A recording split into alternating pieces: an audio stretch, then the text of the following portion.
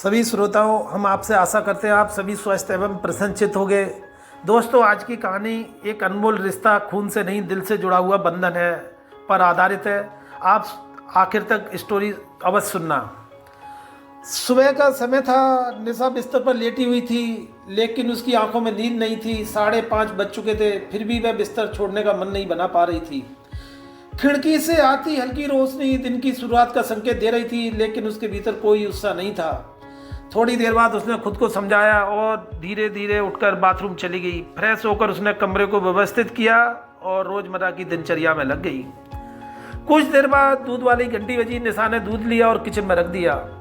इस बीच उसके पति नीतीश बाबू शहर के लिए तैयार हो गए। उनके बीच अब बातचीत बहुत कम हो गई थी, क्योंकि शादी के शुरुआत दिनों का जो उत्साह और अपनापन था वह अब रूटीन में बदल चुका था। अतीत की परछाइयां नीतीश के जाने के बाद निशा अखबार लेकर बैठ गई, लेकिन उसकी नज़रें दीवार पर टंगी उस तस्वीर पर टिक गई जिस पर माला चढ़ी हुई थी। ये उसके इकलौते बेटे नीलेश की तस्वीर थी। उसकी आंखें भर आईं, लेकिन उसने खुद को संभाल लिया और बगीचे में चली गई। वहाँ उसने सूखी पत्तियां हटाई और पौधों को पानी दिया। इसी दौरान नीतीश बाबू शहर से लौट आए। निशा ने रसोई में जाकर चाय बनाई, लेकिन उसका मन बीते दिनों की यादों में खो गया। नीलेश महज 18 साल का था, पढ़ाई में अव्वल और बेहद होनहार, लेकिन एक पिकनिक के दौरान हुए एक्सीडेंट ने उसकी ज़िंदगी छीन ली।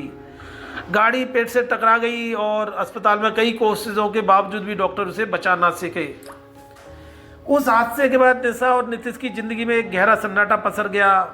उन्होंने नीलेश के अंगदान कर दिए ताकि कोई और ज़िंदगी जी सके, लेकिन उसका खालीपन हर पल उनके साथ था। तभी चाय उबलने की आवाज़ ने निशा को वर्तमान में लौटा दिया। उसने जल्दी से चाय छानी और नीतीश बाबू को लान में ला कर दी। इतना बड़ा मकान और अब बस हम दोनों, नीतीश बाबू उदास स्वर में बोले।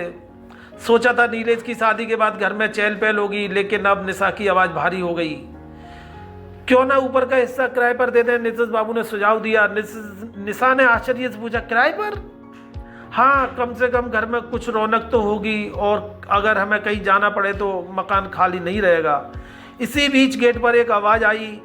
एक 35 वर्षीय व्यक्ति सुनील वर्मा अंदर आया। उसने नम्रता से नमस्ते करते हुए कहा, मैं सुनील वर्मा आपका मकान किराए पर लेना चाहता हूँ। कुछ शर्तों के बाद सुनील ने मकान किराए पर ले लिया और अपनी पत्नी सालू के साथ वहाँ रहने आ गया। धीरे धीरे घर में फिर से रौनक लौटने लगी और दोनों परिवार एक जैसे ऐसे लगने लगे कि एक ही परिवार है।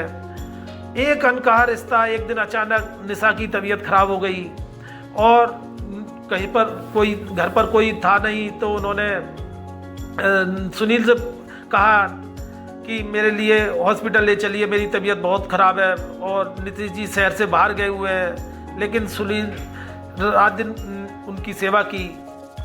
सालू ने सुनील से पूछा, तुम्हें इनसे इतना लगाव क्यों और ये मकान क्यों चुना? सुनील ने गहरी सांस ली और जवाब दिया, क्योंकि ये मेरी माँ है। सालू हैरान रह गई। सुनील ने बताया कि जब नीलेश का एक्सीडेंट हुआ था तब निशा और नीतीश ने उनके अंगदान किए थे। उन्हीं में से एक किडनी उनके शरीर में प्रत्यारोपित हुई थी। मैं आज जो कुछ भी हूँ उन्हीं की वजह से हूँ, इसलिए मैंने ये मकान किराए पर लिया ताकि उनकी सेवा कर सकूँ। एक अनमोल रिश्ता खून से नहीं दिल से जुड़ा हुआ। ये सुनकर सालू की आंखों में भी आंसू आ गए। निशा ने अपने बेटे को खोकर एक अनमोल रिश्ता पा लिया था। एक ऐसा बेटा जो खून से नहीं बल्कि दिल से जुड़ा था। ये रिश्ता प्यार और सेवा और सम्मान का एक अनूठा उदाहरण था।